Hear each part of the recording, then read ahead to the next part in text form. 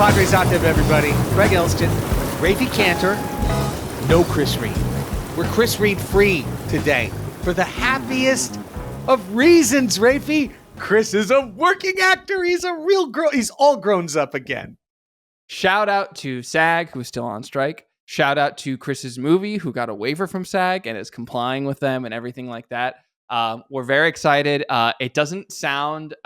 Chris is currently on the mean streets of Lancaster, California. So hanging out at Motel 6 and making friends, apparently. So we're very excited for Chris. We miss him dearly. He did play a part in our selection for what we'll be talking about on tonight's show. And we'll get into all that and more, but we miss you, Chris.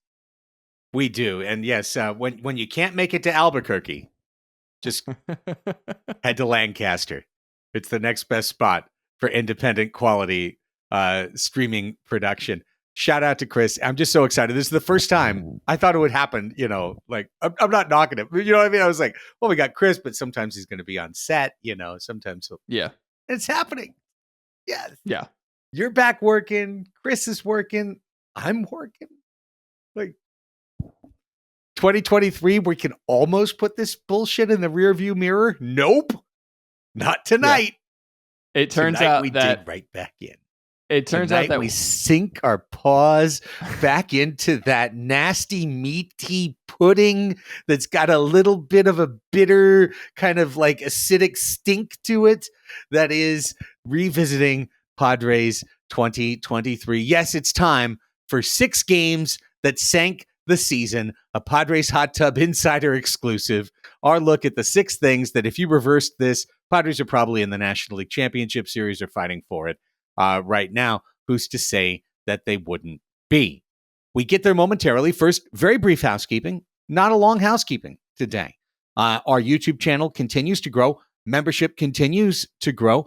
Chris is currently away, but he's been putting up recaps. We continue to put our shows up, and we invite you, if you haven't yet, to become a member of our YouTube, just to subscribe. Member, this doesn't cost anything, just to subscribe to the YouTube channel. Click like on the videos, subscribe to get notifications when we put up new shows. In particular, today's show, if you're listening to the audio of today's show, we invite you to go check out the show on YouTube because Raphie worked hard as we go through the 6 games that sank the season. He found the clips that will reinvigorate your memory and twist your soul in ways that you forgot that you could put it into. So check it out if you have not. We're getting perilously close to 1,000 subscribers, at which point one of us must die, but the rest of us will live on at triple strength. So it's a weird one. It's an 8 of Hearts game, but we're going to enjoy it nonetheless. And before one of us die, you can help all of us by being a member of our Patreon. Patreon.com/Padres Hot Tub. Did you carefully read, Raphie, the terms and conditions on YouTube? Because I did. I don't think you did. I did not. There's benefits to 1,000, but there's drawbacks too, brother. Just, you know. All right, we'll have to have a conversation off mic. We might want to stop at $9.99. Yeah. Just hover right there. But there's no limit to the number of patrons we can have. No one will be killed. In fact, you'll help us all live and thrive if you go to patreon.com/Padres Hot Tub, patreon.com/Padres Hot Tub. It's as low as $5 a month. There's no better time than the off season. This is like when the dance floor starts to quiet down, but you get out there to boogie, you know, and you've got the space you need to enact your moves. That's what it's like to join Patreon right now in October, during the postseason where the Padres aren't there. Patreon.com/Padres Hot Tub. Thank you to everybody who's a part of our community. Thank you to everyone who continues to be a part of our community. And to those who enter right now, you're the penny stock buyers. We appreciate you so much. The other thing I was going to say, by the way, but when you were talking about the 3 of us working, is that the one thing it took to bust the slump in the Padres Hot Tub was for the Padres to just not make the playoffs. You can get your jobs back, but there will be no Padres playoff baseball. Real Faustian bargain. That's the cat's paw that we had to deal with here. So yeah, thanks to everyone again who supports this show. We work hard to make it good. We worked hard to make today's show as good as possible. Thank you for supporting it. All right, quickly in the news. There's no Padres news. We don't have to worry about Padres news. There's not going to be Padres news till after the World Series. We got last week the white smoke. Everyone's going to stay. We got the two crappy press conferences with AJ Preller. We talked about that. If you missed it on our group therapy show, go back a show on the feed. Check out the group therapy show. We talked all about the Preller press conferences. Thankfully, we do not have to talk about that today, and there's no Padres business to discuss whatsoever. It's sickly comforting. Yeah, I don't know. There's, you know how like they say you only use like 10% of your brain, like. I feel like I'm getting parts of my brain back, like now that they're not playing, which is strange. Like, and I'm like, what did I do with this capacity before the season? I don't remember at all. So I'll stay tuned. If I start making some sort of like limitless stock run or something like that, I'll keep you posted. I once again have a capacity to feel. Oh no, I felt a lot during the season, I'll tell you that much. Going back through these clips was re-traumatizing in a way that I think was banned in the 8th Amendment for being cruel and unusual punishment. But flowers now smell. I can now smell the flowers again. Before it just all smelled like pop outs.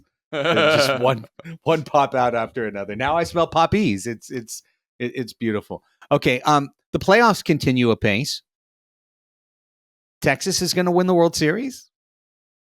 Texas is going to make the World Series? I think Texas is going to make the World Series.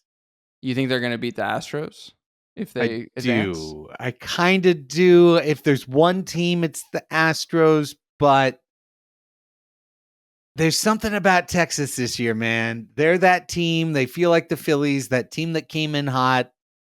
Everybody's clicking in the lineup. It all makes sense. And the weird thing is I was watching all the dugout celebrations today, watching Max Scherzer and Jacob deGrom just shucking and jiving, making a gazillion dollars to completely not impact this team on the way to the World Series other than with vibes in the dugout. The number one priced vibe merchants in the ALCS coming up. But I don't know. It's that Bochy thing. They feel like the team to me right now. Texas just feels like the team. Yeah, the interesting thing about the Rangers, if you remember, they started the season super hot and then kind of stumbled a little bit. And they were hitting. I remember because when the Padres were mired in their sub 200 runners in scoring position part of the season, aka most of the season, the Texas Rangers were the exact opposite. I think like when we crossed the Mendoza line to go below, they were batting like 372 with runners in scoring position, like something just ridiculous, like where it just seemed like nothing could go wrong for them. And they really sputtered and managed to make their way to the playoffs. And yeah, I don't, it feels weird to just like, is Bruce Bochy like, is he him? Like, is he really him? Or is it like, so I don't know. It just like, it really does feel like something is unlocked with these guys when they play for him in the playoffs. And like, I feel like we've constantly go back and forth on like how much managers actually influence the team, but like, where is their smoke and where is their fire, Craig? Like, I mean, you've been in locker rooms. What do you think? I think that Bruce Bochy is burnishing his Hall of Fame credentials. And if he wins this, oh my God, can they skip the 5-year waiting period? I mean, first year back after 2 years off and to just take this team, which was a pricey misfit last year, and turn it the way it is with all the things that have happened, with DeGrom hurt. If you had just told me the Rangers are going to do everything they've done, DeGrom's going to get hurt in May, I'm like, yeah, of course. And then you say, well, and then they trade for Max Scherzer, and then Max Scherzer gets hurt. They're like, okay, well, typical Texas in a way. Ton of money. Don't get the results you want, spent on everything. Now you've got some broken toys, but it's all come together. And I mean, look, the playoffs are stupid. That's for sure. I'd like to turn it around for a second. Baltimore won 101 games as a young team on the rise.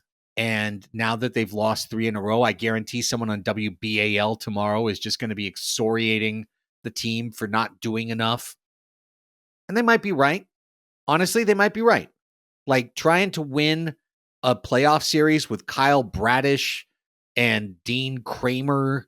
And I don't even and the kid they threw yesterday, Grayson Rodriguez. He's a good young pitcher, but he's young. It was his first playoff start ever. Like, of course he's going to not be the best version of himself. Compare that to a kid, to a guy today like Nate Eovaldi, who's literally had the ball in his hand to win the World Series before.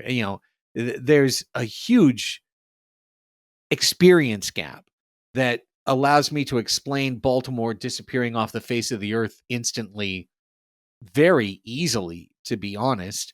Even in some ways, Tampa makes sense that way compared to a Rangers team that rolls in with Semien and Seager and then the kid Carter getting on base every single time and Garcia doing his job. And like, they've got a team, man. I know it's weird that we started this National League podcast with an American League chat, but that's the game that was on. But today. I also think it's important to emphasize, and I mean, like, listen, we can bury the Pythagorean thing if you want. Like, I don't need to, but just in terms of the clutch hitting, because that's like a big part of what we've discussed. Baltimore was on the complete other end of the spectrum this year than the Padres.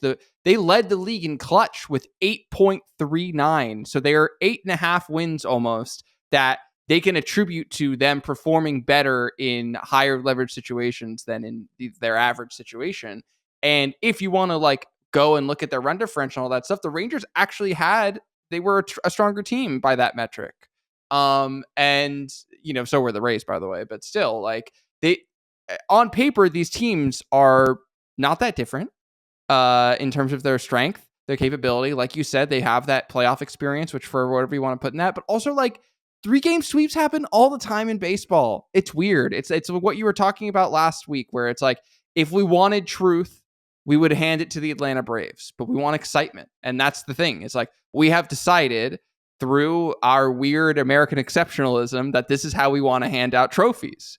And so that's the system we have. So just because it doesn't go the way that you want, that doesn't mean that we just get to go and change things, Well, on the other side, let's talk about the one series that I think it certainly has me in my feelings, which is Diamondbacks, Dodgers, Arizona coming home. We're recording this Tuesday, October 10th. So, if you're watching this Wednesday, Thursday later in the week, then certainly this series is either over or the Dodgers have come back. Who knows? But as it is, it looks like Arizona is going to spike the Dodgers and be, I think, what did I see in the Discord today, Raphie? The 11th different team to eliminate the Dodgers from the playoffs in the last quarter century or something. Wow. The point was being made that the Dodgers get bounced from the playoffs a lot. And we did it. They can do it. The Reds can do it. Anyone can do it. The Cardinals can do it. People can knock the Dodgers out of the playoffs. But this one's been a little different because Clayton Kershaw started game one, lasted 1/3, and gave up 6 earned runs. And I basically kind of feel like the series was over. Yeah. Just the whole thing was over. Kershaw went off, head down. There was nobody in Padres production to save him by a meme. So he was just ruined at that point. No one in Arizona took the bait.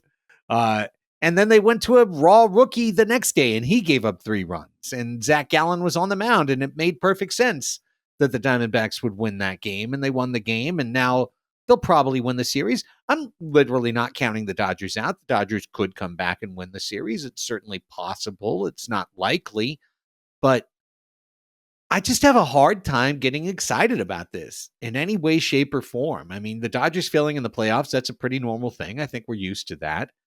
And I friggin' hate the Diamondbacks. So, like, part of me hopes just that the Diamondbacks win this, get trucked by the Philly Atlanta winner to go, get chomped in the NLCS, have a Qatar producer do a 12 Days in October podcast, get everyone excited, and let them be the team that sucks on the teat of bad luck next year because they were overinflated. But another part of me takes a step back and just thinks about how everyone else in the country thought of the Padres last year. Because I'm watching the Diamondbacks. Okay, they caught the Brewers. Woodruff was hurt. Burns was ineffective. It was 2 good games, but it was 2 games. Like, Diamondbacks beat the Brewers in 2 games. Who gives a shit? That happens all the time. And now these 2 games are very explainable as well. Like you look at, okay, well, Kershaw got bombed. Okay, well, Gallen was good. This is supposed to be 2-0. This is the way it's supposed to be. And yet now columns are being, should Dave Roberts lose his job? Is the Dodgers system flawed? Are the Diamondbacks the new team on the rise? I'm like, was everyone thinking the same thing about the Padres last year?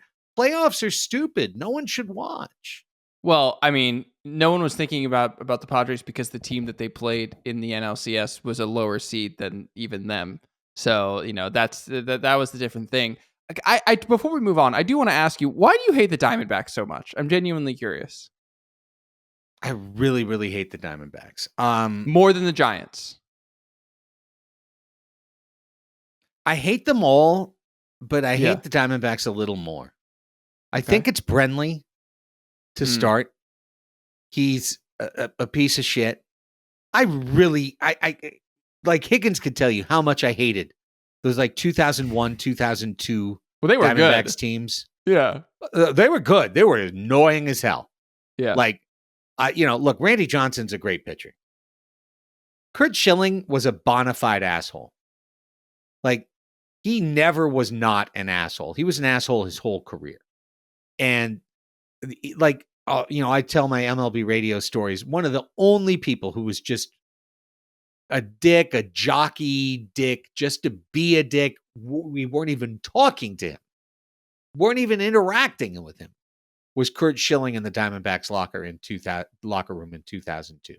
Just went out of his way to say something just to be shitty. Because he's a dick. And that's what dicks do. Compare that to Larry Walker, who got served by a fucking subpoena seconds before our interview and laughed it off, and we sat down and had a great chat. I'm sorry. So it's that. Tony Womack. You don't like Tony Womack? I don't know why. I want to investigate this. There's not a really good reason. Just that hit, and he was in the Diamondbacks were just this obnoxious team in the early 2000s. They didn't just win. The whole Ben Davis is a young player with a lot to learn. That's stuck in my craw forever. There was the game. See, I don't even know if you remember this, man. Was it 02? It was either 01 or 02. We played the Diamondbacks. It was a big Saturday night game at Qualcomm Stadium, sellout crowd giveaway game. Mm-hmm. And the transformer exploded. No, I do remember this because I actually want to say it was Curt Schilling. Curt Schilling started. Yes, Curt Schilling started. He fouled a ball into the lights. I swear to God, this happened. I remember this when I was a kid. But causation may not have been correlation or the vice versa. But I know what you're talking about. Yes. Yeah. So it was a Saturday night, and the transformer went out. Schilling was pitching. He was pitching extremely well. The Diamondbacks, I think, maybe already were winning. And then we had to come back the next day and finish it. And it was Randy Johnson's scheduled start day. And so he came in quote unquote relief. And he set the major league record for strikeouts as a relief pitcher because he started the third inning and went the rest of the way and struck out 17 people or something. And all of this is just buried in me. Those purple pinstripes. Luis Gonzalez is a great dude. I got to interview Luis Gonzalez, tremendous guy. Matt Williams, I never liked him as a player. He was a pretty good dude. He's a Padre coach now. I won't get mad at him, but what did we like about Arizona? What is there to like about the red state? And I just mean suntan, sunburns. I'm not even talking about political affiliation of Arizona. Do you know all the rights you lose as a Californian the second you cross that border, man? It's a messy place. And I'm not excited about anyone being happy there. LA winning, whatever. LA's won forever. And I know I grew up in Long Beach, so maybe there's some residual bias to that, but I'm sorry. F the Diamondbacks. We haven't set the explicit tab, but F the Diamondbacks. I got no love lost for them at all. I just find this so okay. So this makes sense because you were working for the team, doing pregame, postgame, at a time when the Diamondbacks were very good and they had annoying superstars on their team. That makes sense. Tony Womack, pushed you up against the wall in the tunnel under the queue and asked you for your lunch money. I get it. Exactly. Yeah, I don't know. I just I guess it's because the guys on this team right now, I don't really find that they've just never been a team that I found particularly offensive. And I find the Dodgers to be way more offensive. So I've particularly enjoyed watching. It's weird. Like I know the second that the series is over, I will go back to rooting against the Diamondbacks. But like right now, I'm like jumping out of my couch, like watching like Gabriel Moreno, like just like hit bombs. Like I'm just like, and again, it's just like, I don't, there's no love lost for me with like Clayton Kershaw. I respect him. It's kind of one of the more mystifying things in sports that a guy who is a first ballot, surefire, unanimous Hall of Famer is back end rotation starter in the playoffs. He's like a 4.4 ERA in the postseason. Yeah. Like it's crazy. Like it's truly, truly crazy.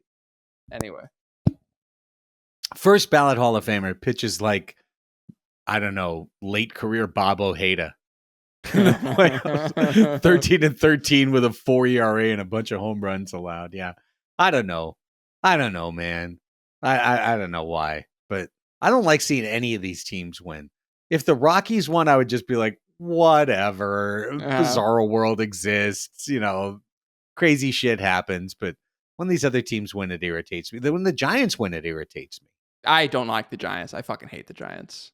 Sorry, there goes the explicit tag. Yeah, but then I fucking hate the Diamondbacks too.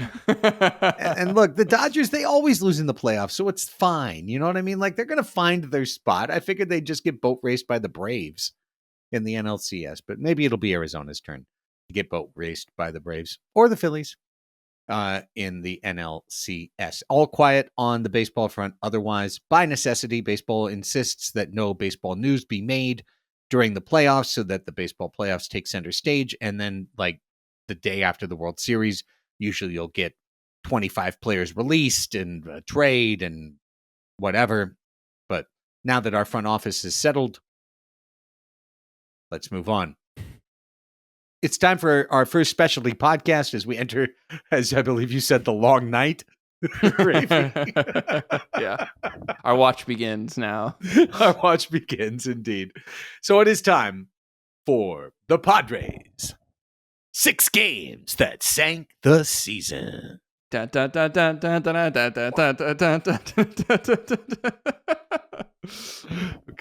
Gave you a couple options for your GIF there for the thumbnail. Okay. How did we pick our games, Raphie? What was our scientific process? So, we went down the list. Well, I mean, first of all, we started with our guts. That was the number one thing.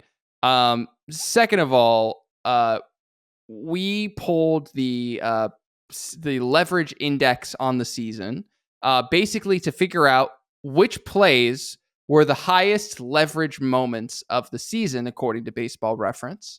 And I will put a link in the show notes. If you're watching on YouTube or you're listening on your phone, just go down and I'll send you the list. You can look at it for yourself. So quite a few of our moments are pulled from that list. So before we get into the specific games, I do want to note this was perhaps the most perfect encapsulation of the season that I have seen. That for the San Diego Padres, we had in our 23 highest leverage offensive moments of the season, 23, the Padres went 0 for 19 with a sack bunt and 3 walks. And 0 for 19. Yeah. 3 walks. Mm-hmm. And someone laid down a bunt. Was it Grisham? Was it Nola? I think it was Nola. I think this is one of the games I have in this list. I think it was Nola. I think that's exactly what it was. So yeah, it was. It was Nola. This is from your Twins game. It's from my game. So yeah, it's from my game. So anyway, if you're looking for why the Padres aren't playing right now, it is because I think that is the most singularly captures everything statistic. It's not only that they didn't show up, they kind of like improbably and impossibly didn't show up in the highest moments. So anyway. I was just double checking one thing to add to my misery. Okay, the misery is there. All right. We've explained our process. Raphie picked games, I picked games, Chris picked games. From that, we selected 6 games that sank the season. Keep in mind, the Padres finished 2 games out of a playoff spot. The number 6 team was the Arizona Diamondbacks. 84 wins. If one, and this is the sad stat I just double checked, Rafe. The Padres finished the season series against the Diamondbacks. Do you remember? 6-7. Yeah. 6-7. So all you had to do was reverse one Padre Diamondback result. One. And the Padres are the 6th seed in the playoffs because they finish with 84 and they take the type. Well, Arizona had 83. It wouldn't matter. They take it. 1. Here are 6 games that sank the season. We have picked them. We have lined them up in chronological order. And Raphie, you actually picked the first one on this list. So please take the honors first off the tee. So I want to take you back. Everyone strap in. It is April 16th, 2023. The Padres are just a mere 8-9. They're only one game under 500 at this point. And it is a Sunday afternoon at Petco Park downtown. The Padres dropped the opener to the Milwaukee Brewers, were absolutely blown out, 11-2 on Friday night. They come roaring back on Saturday and win 10-3 against the Milwaukee Brewers. And now we're meeting on Sunday afternoon. Wade Miley is on the hill for the Brewers. Yu Darvish on the hill for the Padres. One of those ones where you're looking at the schedule, you're looking at the probable pitchers, and you're thinking, we should take 2 out of 3 in the series. We should be moving on and welcoming the incoming Atlanta Braves, hopefully with some momentum. That would not be the case. The Padres, first of all, they had nobody out in the first and a runner on third with 1 out in the second, and they did not score. The Brewers scored 1 measly run on a bunt hit, a balk, a steal of third base, and a sac fly, a completely ridiculously manufactured run. And after the first 2 innings, Wade Miley completely shuts the Padres down until the 9th inning. 9th inning, the airbender, Devin Williams, trots in from the bullpen for the Milwaukee Brewers. And he starts the inning off by walking Juan Soto and then promptly striking out the next 2 batters in Nelson Cruz, Padres legend, and Jake Cronenworth. So now there's 2 outs with a runner on first. Ha-Sung Kim singles to left field. That puts 2 runners on. Austin Nola, of all people, walks to load the bases. And that brings up Trent Grisham. Trent Grisham has a 6-pitch at bat that sequences with a ball, a strike, a ball, and a ball. So he's up 3-1 with the bases loaded. Remember, the tying run is at third base with 2 outs. He fouls off the second pitch and then watches a called third strike to end the game. So with the bases loaded in the 9th, the Padres do not score. They do not score at all on April 16th. And that is relevant for a couple of reasons. One, I believe that was their highest leverage moment of the season. Actually, it was tied. It was tied for the highest leverage moment of the season with another play, which we will be discussing later on in the episode. And it also started the trend of the score 10 plus runs in a game and then lay a fucking goose egg the next day. This was the OG original game of that. So, the Padres scored 10 runs on Saturday. They have a chance to win the series against a good team in the Brewers on Sunday, and then they do not score at all. So, That is my first game, which sank the Padres season, Craig. I believe you're going to be talking about a game that's in Minnesota on May 10th, Craig. Yeah, that game you just talked about, that game sucked. Were you at that game? One. I was not at that game. That's the only one on this list that I was not at that game. It's amazing. It's amazing, but it's true.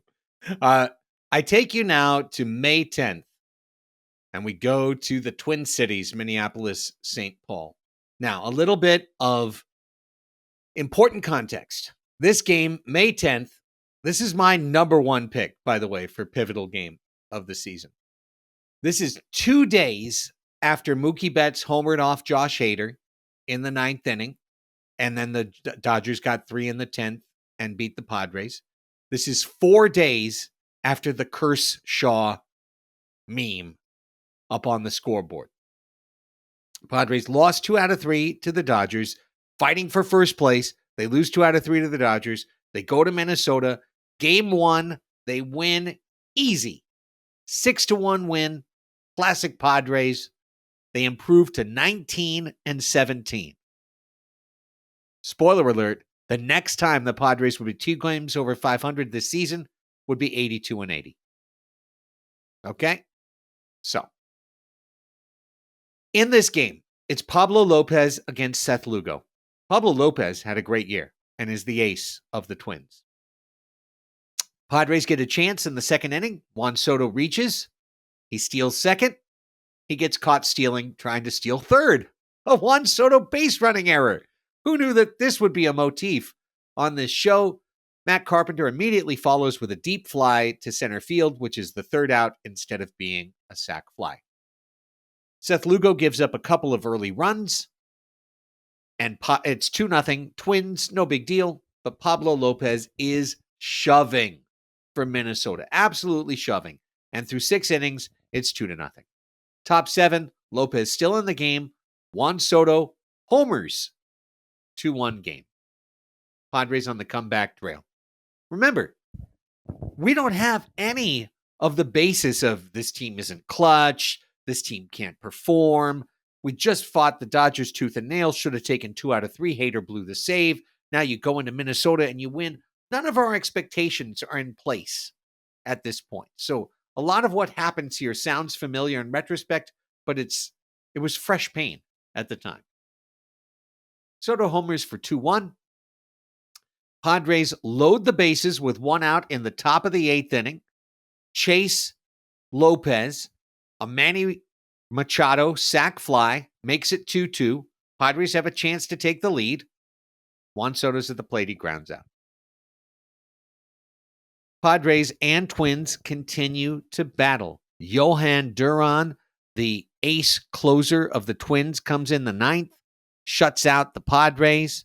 Padres get through the 9th, no problem. Go to the 10th. Extra innings. Who knew that extra innings would be a problem for the Padres? No one at this point.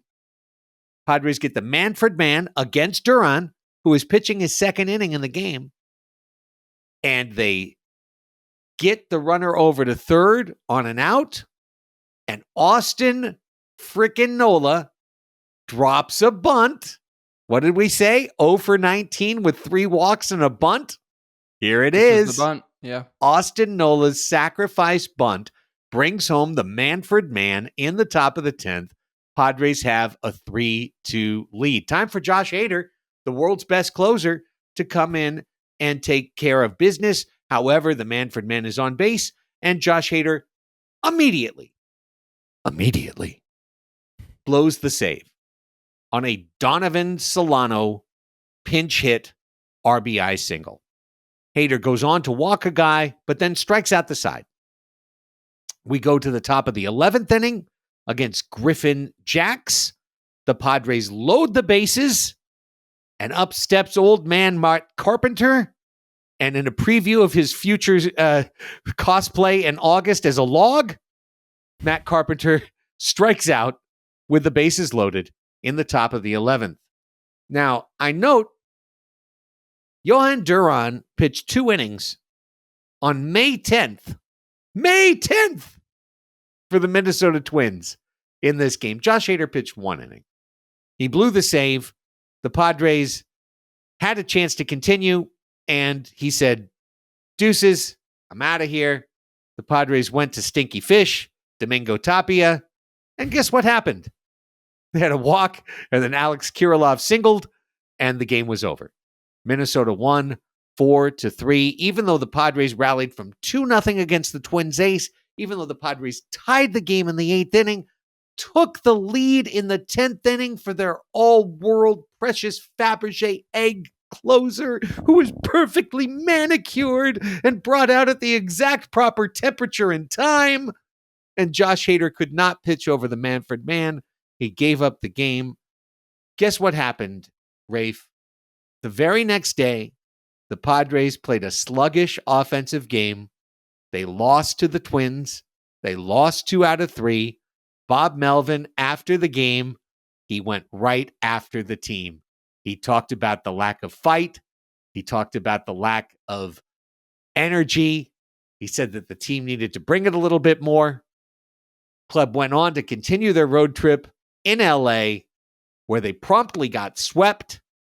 This game started a 5-game losing streak for the Padres. From 19-17, they went to 19-22, and they never got back to 500 until 80-80 at the end of the year. To me, the most meaningful loss of the season was this game. They could have easily won a series and set themselves up for a sweep, but one team was a little more committed to winning than other.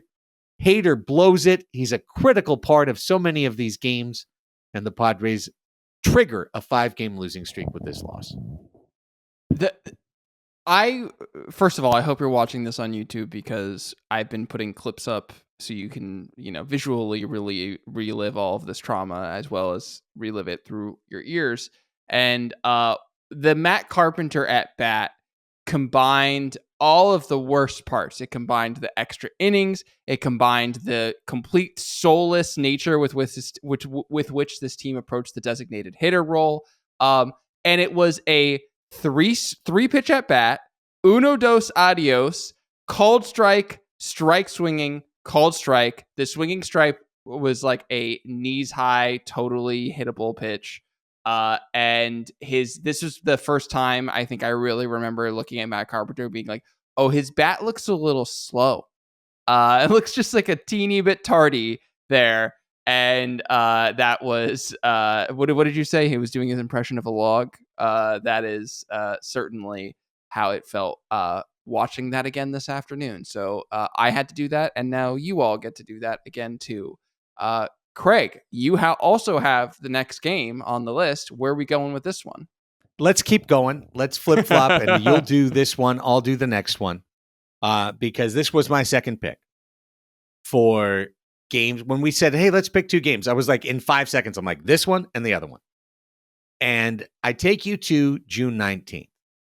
And if May 10th wasn't the pivotal game that sank this season, I think June 19th was. Now, again, let's give you a little bit of context to June 19th.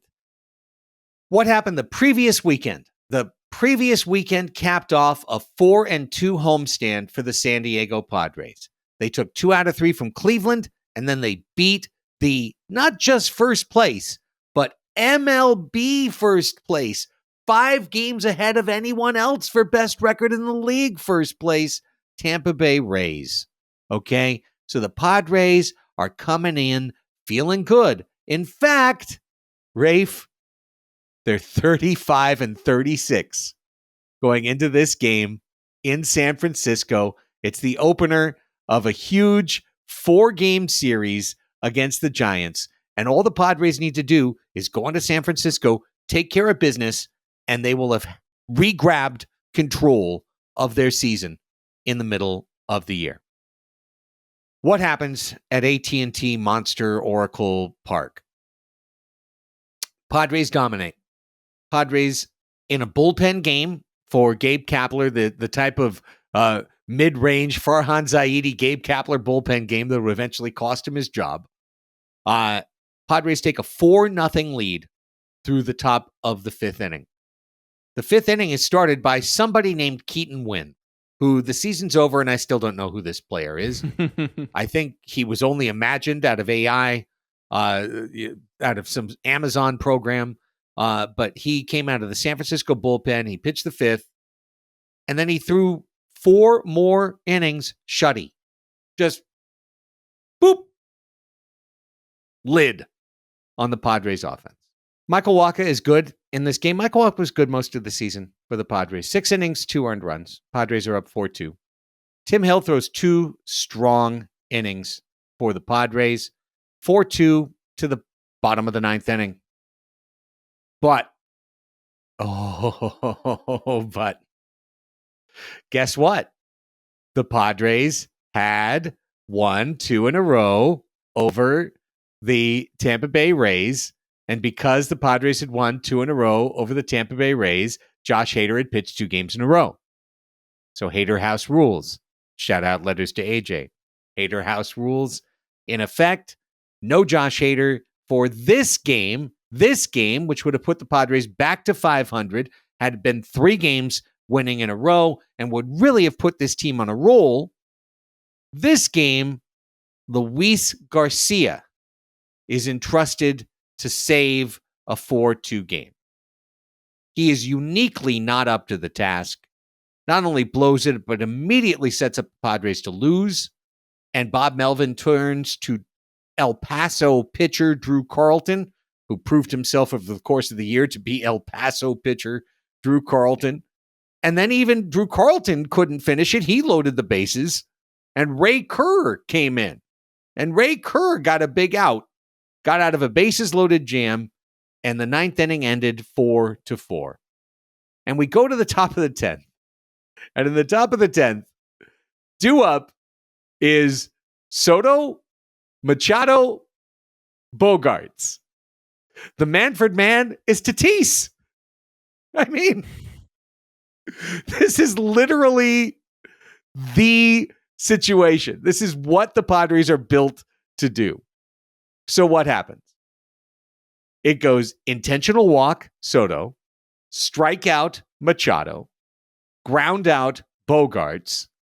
Cronenworth is next. He flies out. The inning is over. Ray Kerr stays in because some pitchers go up and down. Some pitchers don't have house rules. And Mike Yastrzemski hits a 3-run yak off of Kerr into McCovey Cove. And the Padres lose 7-4. This, once again, Rafe, is a trigger game.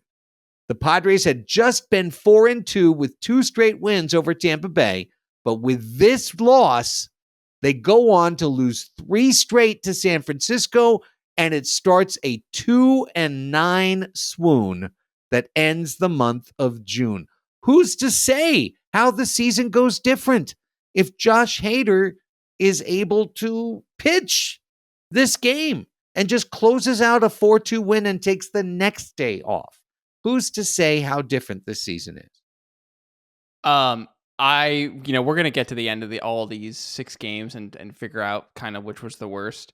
I remember I was watching this entire game. I vividly remember watching this, and I vividly remember being on our Discord and seeing Luis Garcia come in, and it was like the Jaws music started playing on our Discord when Garcia started trotting in from the bullpen.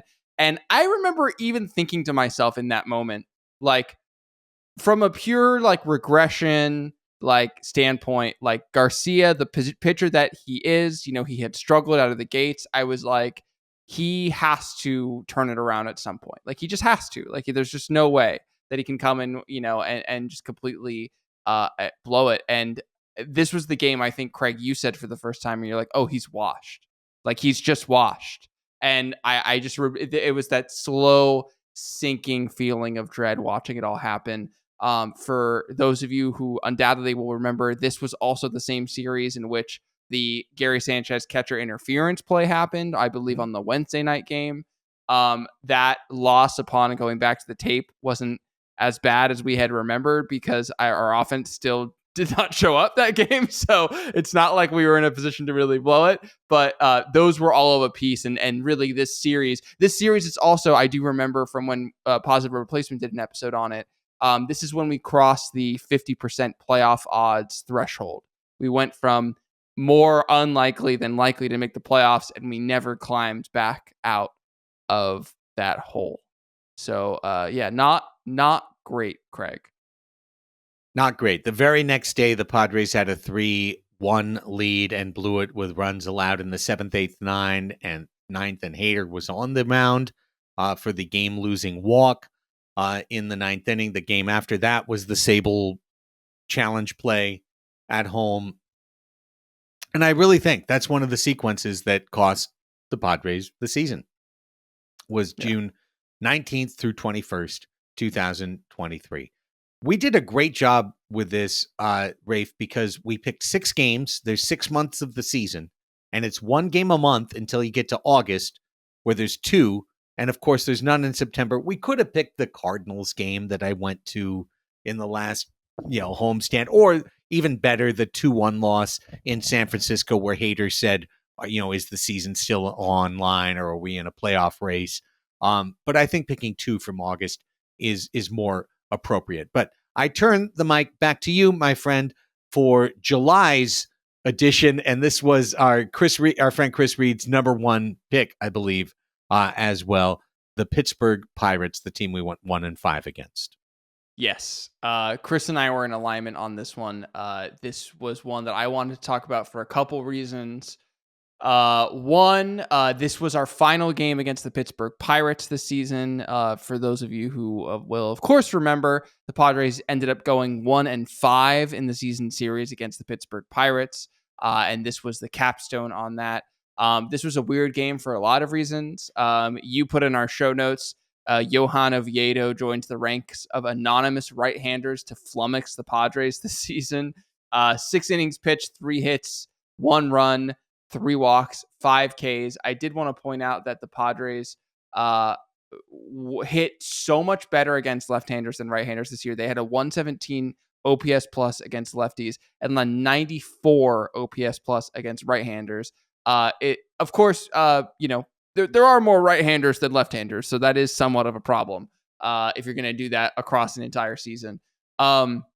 So going into this game, the Padres had won a game against the Pirates. They had lost a game, and soon-to-be Padre G-Man Choi starts the game by homering off of Seth Lugo to make it 1-0 Pittsburgh. Padres then tie it on a pop fly, quote-unquote, double to shortstop by Manny Machado in the 3rd. Brian Reynolds immediately homers, leading off the 4th to make it 2-1. Padres are completely silent until the 9th. And the Carlos Santana homers off of Robert Suarez to make it 3-1. So the Padres are facing a 3-1 deficit, and who comes in but old friend David Bednar to close out the 9th inning. Now, this was a super interesting 9th. David Bednar ends up throwing 37 pitches in this 9th inning, okay?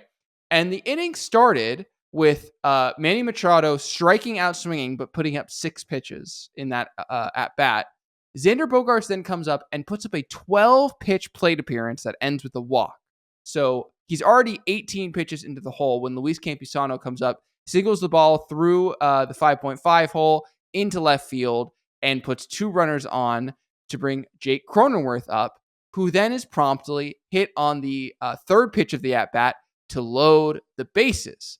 Now, at the time, Gary Sanchez had been the designated hitter for the Padres, but Juan Soto had the day off, and Juan Soto comes in to pinch hit for Gary Sanchez, and Juan Soto does what Juan Soto does best. He works a 4-pitch walk. This walks in the tying run, and that means with 1 out left, with only 1 out in the inning, the Padres still have the bases loaded. So who is coming up in the order? It is none other than Taylor Coley or Taylor Cowley. I still don't fucking know how to pronounce his name, nor do I think Colway. I really I think it's know how to Colway. pronounce his name.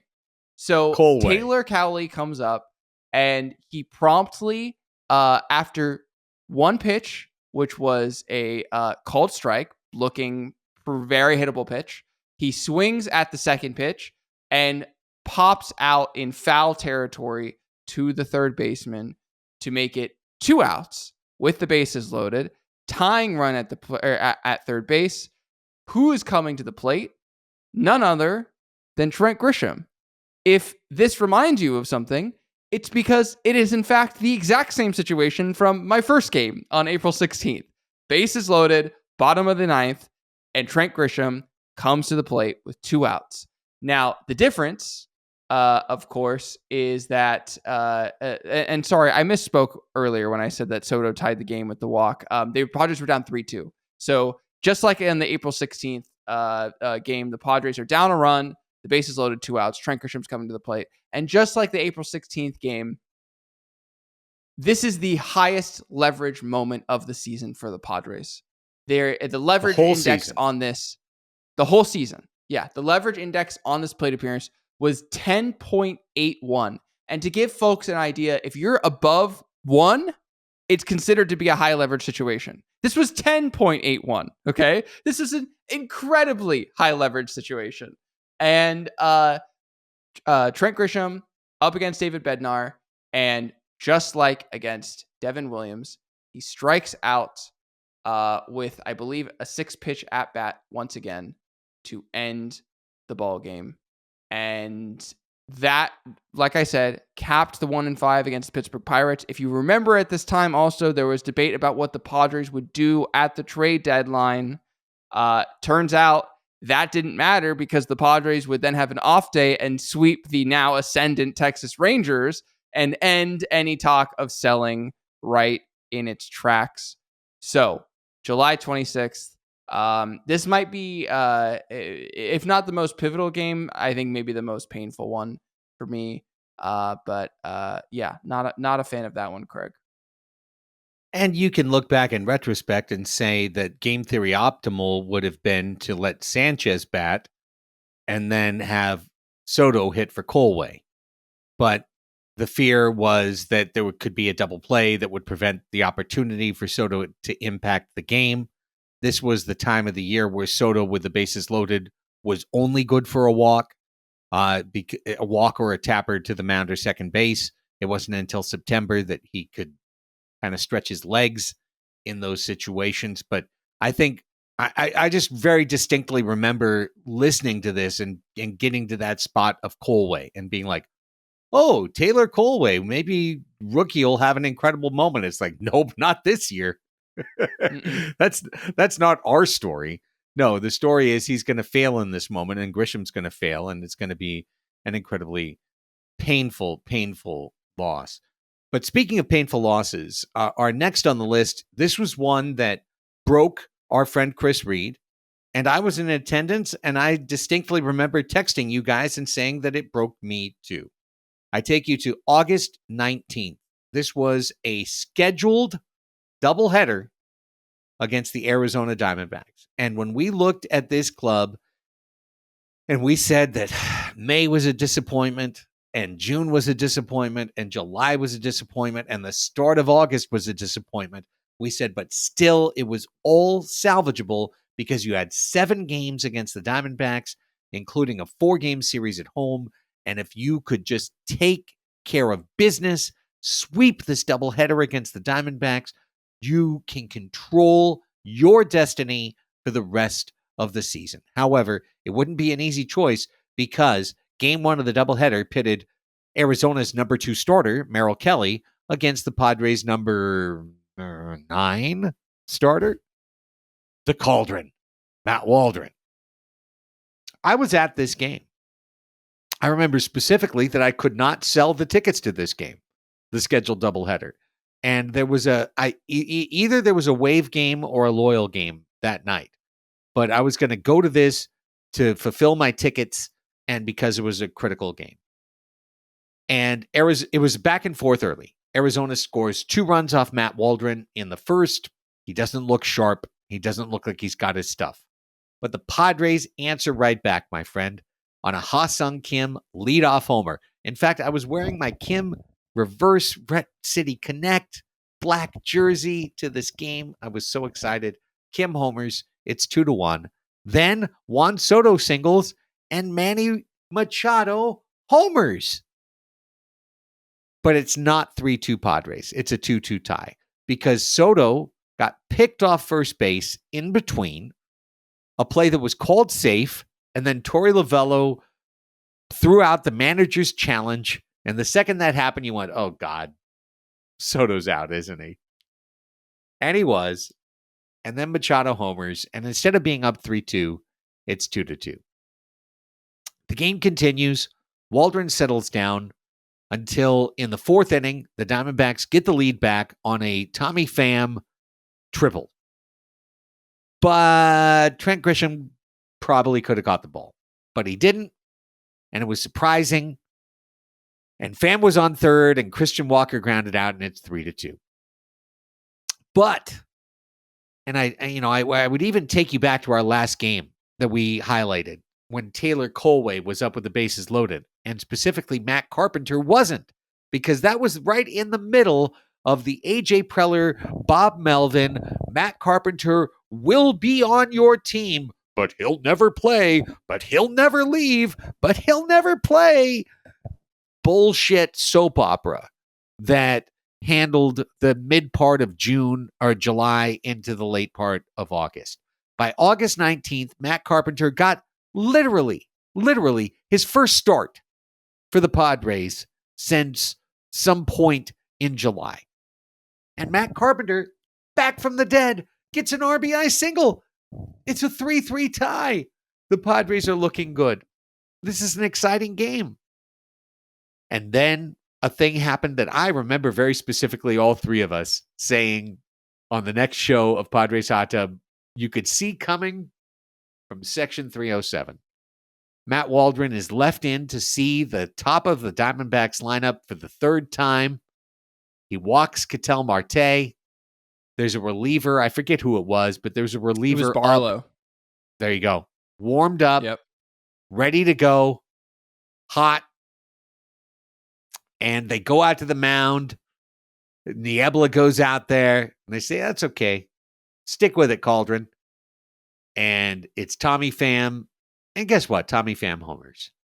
Bomb. Into the left field seats. 5-3. Arizona leads. Diamondbacks tack on a soft run later, 6-3. Machado homers in the 8th, 6-4. Don't think it'll matter, but bottom 9. Padres challenging again. Closer on the ropes again. USD's pride, Paul Sewald. Bases loaded, 2 outs. Juan Soto. It's deep, and I don't think it's... Oh, it is playable. It's actually caught. At the wall. At the wall. Raphie, if that ball goes over the wall, the Padres make the playoffs. Yeah. It's literally that simple.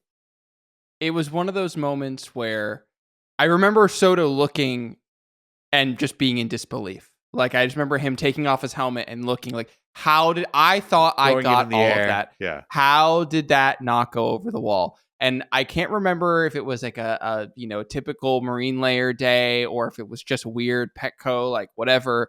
But it literally was like Pham's back was like literally touching the wall, like just gently grazing it while putting his hand in the air to catch it. And for me personally, that was the moment where I felt like the season was over. We're going to talk about another game in a second, which sealed that. But that was like a turning point and like, oh no, maybe the season's completely fucked. So yeah, yep. This was a bad one, Craig. Yeah, I'm pretty sure it was a loyal match because I just remember looking back later that evening and then seeing the Padres down 8-1 in the nightcap. And Nick Martinez started that game, and I like maybe Corbin Carroll homered or Gabriel Moreno homered. Someone homered. It was a big bomb. It was 8-1. We got our asses wiped. But you really felt like if the Padres had won that first game of the doubleheader, they might have been the team wiping the asses of the Diamondbacks with a big win. But instead, it just all fell every little thing, the Soto pickoff, the weird play in center field that turns into a triple, Waldron being left in, just an obvious malpractice situation of treating an August game as if it was an April game and suffering the consequences thereof. And to have the comeback, honestly, it's a perfect encapsulation of the season. A comeback after the fact that's too little too late that winds up 5 feet short of joy. Yeah. Yeah. That's the Padres season in a nutshell. 5 feet short of joy. A little too little and a little too late. Well, shall I put a nail in the coffin for the final 6? Because this game really was the nail in the coffin for the Padres season. Please do, my friend. Our final in our brutal, bitter 6-pack. Oh God! This is, by the way, I just want to say before this last hour has been a journey for me. Like, just reliving all this stuff. It really, like, I just want to I want to hold space. If anyone here is having trouble, wants to talk, if you're in the Discord, shoot me a DM. I'm happy to talk to you there. This was not a fun thing to relive. So August 27th, the Padres are in the good land, Milwaukee. They are playing they're closing out their season series against the Brewers, and they have, of course, lost the first 2 games of the series. They are playing against, I believe, Adrian Hauser is the Milwaukee Brewers pitcher. Yep. And early home runs by Gary Sanchez, and of all people, Matthew Batten. He was sure batting that day because he throttled the Padres to a 4-1 lead. And then in the 6th inning, the Brewers, first of all, Michael Wacha's up to pitch. He's kind of struggling through the start. He's held the Brewers to just 2 runs up to this point. And he begins the bottom of the 6th inning with a fly ball out by Willy Adames, a single to left field by Mark Canha, and a walk against Bryce Turang, who I genuinely don't think I've ever heard of that name until reading back this box score now. So it's runners on second and first with 1 out. The Padres bring in Steven Wilson, and that is when the wheels start to fall off. The Padres then give up 7 runs in the bottom of the 6th with 5 walks and 4 hits from the Michael Wacha, Steven Wilson, Nick Martinez trio of that inning. And so the next inning, the Padres go into the top of the 7th. They're down 9-4. And one of the more bizarre sequences of the season by one of the most bizarre names I've ever seen in Major League Baseball, Abner Uribe, which is it's like Abner Doubleday and Juan Uribe, like just a combination. I read this back. I was like, Abner Uribe? Are you kidding me? It sounds like a fucking porn star, weird pseudonym sort of thing. Anyway, Abner Uribe. Chat GPT's picked for a reliever. Yeah, exactly. Abner Uribe. Promptly, Trent Grisham starts the inning by getting hit by a pitch. It's then wild pitch, walk, wild pitch, walk to make it 9-5 with runners on second and third and no one out, and Juan Soto coming to the plate.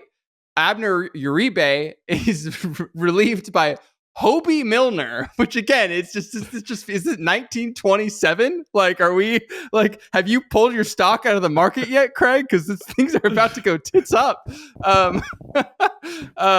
Second, third, Cuddy Thumber, Colby Milner. Excuse me. It's now 9-6 with runners on first and third and no outs. And we've got Soto, Machado, and Bogarts up, and they promptly fly ball, pop out to shortstop, pop fly to first base, ground out. So after all the momentum to get the Padres back into the game, our main battery of superstars lays a goose egg. And if you will recall, Chris, of course, put out one of his best recaps of the season on this. When Manny Machado pops out to first base, that is when He absolutely unloaded on a cooler in the dugout, something that was not covered by the Padres broadcast. We had to pull the footage from the Brewers broadcast to show Manny Machado turning a Gatorade cooler into a piñata. And basically, if the season wasn't already, I believe that is the series when we went below, we went into the teens in terms of probability to make the playoffs. We went below the 20% mark. And our season was done and dusted by that point, Craig.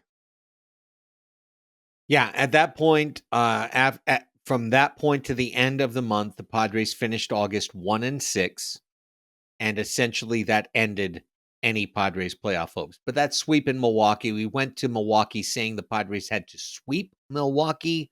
They got swept in Milwaukee, and at that point, everyone agreed it was over.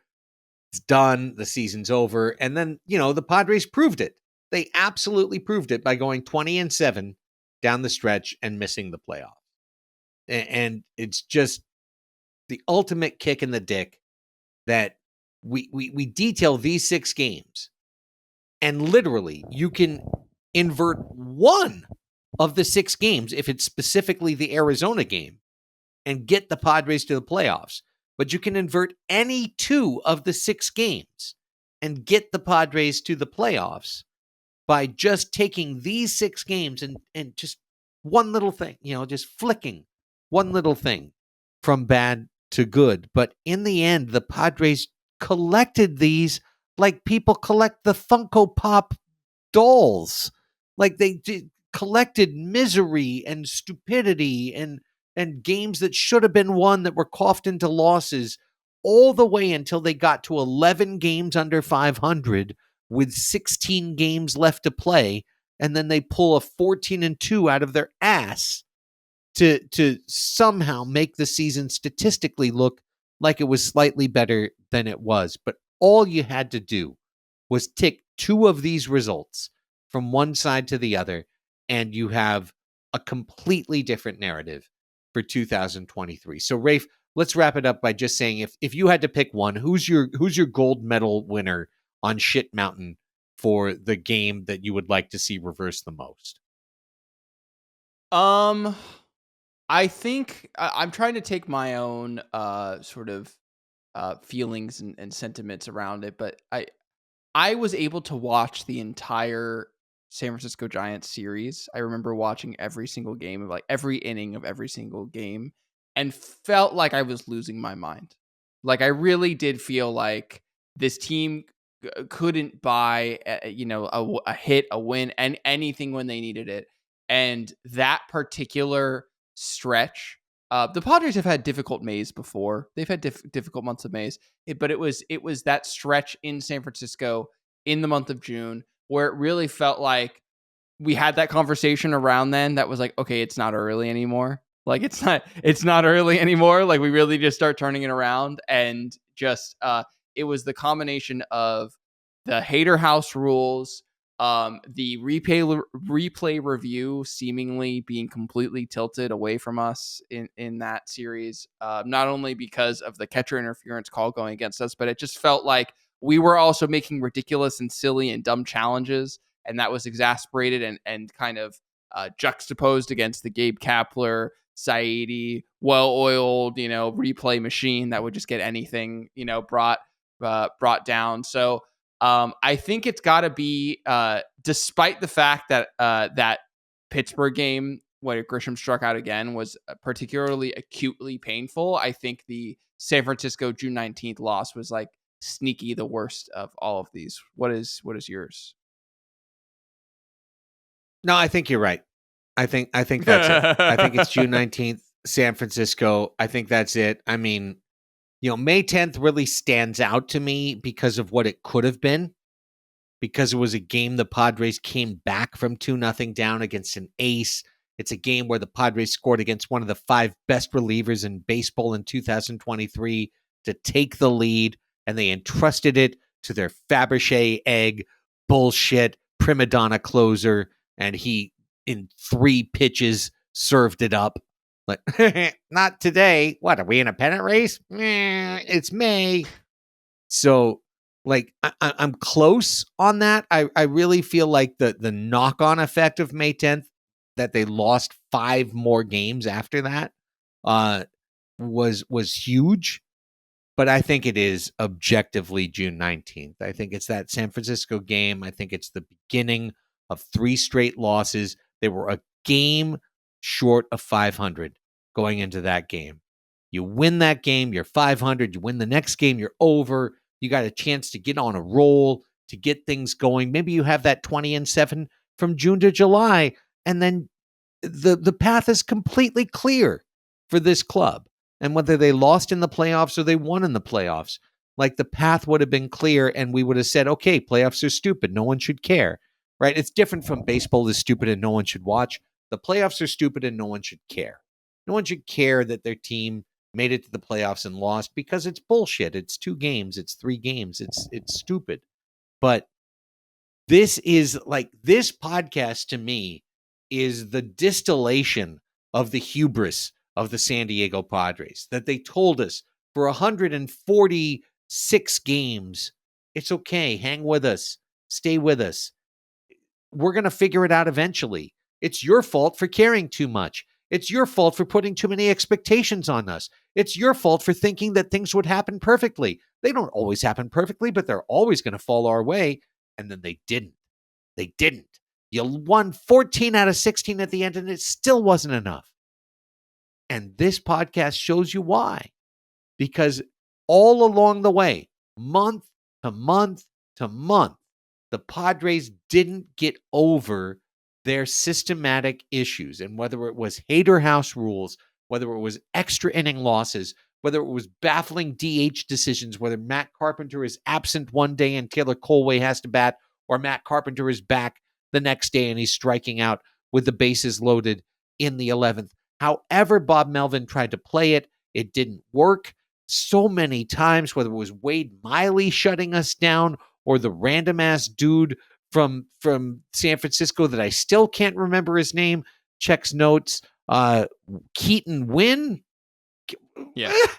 Like, whoever it is, that's the guy that would shut down the Padres in 2023. And to hear these 6 games, to watch these highlights back and realize that literally one, but any 2 of those results completely changes the narrative of the season.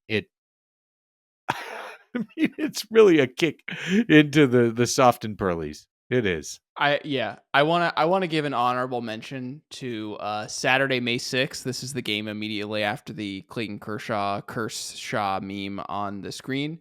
We didn't talk about it on here because it felt like none of the games against the Dodgers particularly like broke me, because it's like, it's against the Dodgers, like whatever. They lost a game against the Dodgers. What else is new? But that game is important for a couple of reasons. One, according to Baseball Reference, it had the highest championship leverage index of any game this season. Basically, this result affected our odds of winning the World Series more than any other game. The Padres lost the game 2-1. Blake Snell threw 6 innings of one-hit baseball. The only hit that he gave up was he first off walked a batter, and then gave up a mistake pitch home run to Chris Taylor. That was the one hit he gave up. And it was, otherwise a sterling performance, and the Padres lost the game 2-1. And that was basically what started their demise. So we didn't talk about it in depth, but honorable mention to that game, Craig. And my honorable mention would be the very last week of the season, the Monday game in San Francisco, the 2-1 loss where Robert Suarez was pushed beyond his limit. And then after the game, Josh Hader was asked about it, and he said, "What, are we in a pennant race?" And the answer was yes. And he goes, "You expect me to do everything." And I just bring that up because you were so good on the last show giving Hader LVP. And we had our other picks, but you were right. You were right. Hader was the LVP for this year. Yeah. I am forever broken on the idea of the Fabergé egg closer. Like, I'm done with it. I just watched Evan Phillips for the Dodgers, speaking of Dodgers Diamondbacks, pitch 5 outs, like 30-something pitches and up and down in a game the team was trailing, just to hope to keep them in the game for the offense to come back. And I'm like, that's your closer. Josh Hader would give you one of these and ask Trent Grisham for 2 more. It's like, it's really unbelievable. I can't wait to one of the most fascinating things for me this offseason is which team entrusts Josh Hader and the Hader House rules for their closer. And I can't wait to put that team in the will not win the World Series bin and just bet against it, whoever it'll be. And I hope it's an NL West team. I do. I hope it's an NL West team because they're not going to win with Josh Hader as closer. It's not going to happen. He's not a championship player. He's proven it with his medal and with his experience. My question is, do the house rules come off once he gets his bag? Once he gets his free agent bag, does he then say, okay, now I have my guaranteed contract. I'm gonna do it. I don't know. I genuinely don't know the answer to that question. But yeah, he's not the type of dude that I want on my team. Could you imagine if he did? Yeah. Could you imagine if he signed the contract and was like, now you can use me whenever. Use me in the 6th for 3 straight innings. Like, no chance. The Hader House rules are never going away. The team that signs him, they're going to, oh, sure, boss. I'll give you 4 outs. 1 game in October. Like, it's ridiculous, man. It's ridiculous. And every team you see playing right now in October has a pitcher who's sacrificing to help his team win.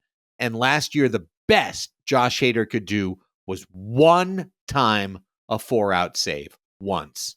So, like, okay, you want to put all your money on that 1 4-out save in October? If you get there, cool.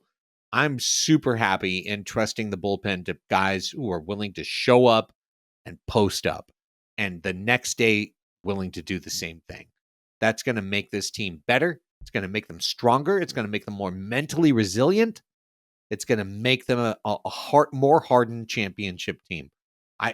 I think Milwaukee snookered us, and I really think that's going to go down as one of the bottom 5 all-time A.J. Preller trades. Robert Gasser has to turn into a pitcher for that. Mm-hmm. In order for it to really come true, Robert Gasser has to turn into a pitcher, and he has to succeed for Milwaukee because Estuary Ruiz, who gives a shit? But Milwaukee knew what they were doing. They knew what they were doing, and they snookered us. And the very next year, they took advantage, and we suffered as a result. Yeah. It's Fabergé egg closers. I'm sorry, man. That's old news. That's old news. That's not modern baseball, and that's not what we need. Yeah. And the Brewers, it's worth, noting again, is that they then took Estuary Ruiz and flipped him to be part of the trade that brought back William Contreras, who was a huge part of their success this year. And I do think that Robert Gasser is going to turn into a dude. I'll be real. I mean, bottom 5 trade. That's a pretty big. There's been some bad trades in there, Craig. There's been some very bad trades in the line of AJ Preller that I don't know if it's going to be bottom 5. Maybe bottom 10. I don't know. We could figure it out. We could do a ranking if we have to. Yeah. Oh, we will one day. Either after the World Series parade, and when we're just all laughing about how we didn't want to have AJ Preller general manager, or after the nuclear holocaust comes and AJ Preller is still in the executive suite at 19 Tony Gwynn Drive. It's one option or the other. Hey, the long night continues. It could be the podcast topic 3 weeks from now. The 10 worst trades for AJ Preller. But hopefully the news will improve from here to there. Okay, well, the show is over. Thanks for everyone to getting to the end. Hopefully this wasn't incredibly traumatic. Maybe seeing the highlights helped you, or maybe it triggered something. I don't know. But if you do need a therapeutic bill, just sign up for our Patreon, patreon.com/Padres Hot Tub. First 5 people to sign up with specific therapy needs will help cover your next therapy session. That's no problem. We'll take care of that. Rafe, anything to say before we wrap things up? Just keep your eyes peeled on the YouTube. I'm going to be putting up a video, in about a week's time. That's going to be diving into the clutchness of the Padres in compared to history. And we'll have some more stuff coming there. Otherwise, we just really hope you guys keep participating in our community. You know, this is really where I think you can really get your money's worth, because it's easy to talk about the Padres around town or with friends when the game are happening and you're in season. It's much more difficult when it's off season, and we have constant discussion happening nonstop in our Discord. So come hang out with us. We'd love to have you. Absolutely. Patreon.com/Padres Hot Tub. For working actor Chris Reed in absentia, and for Raphie Cantor, I'm Craig Elsten. Thanks for tuning in. We'll be back with group therapy later in the week. Until then, go Padres.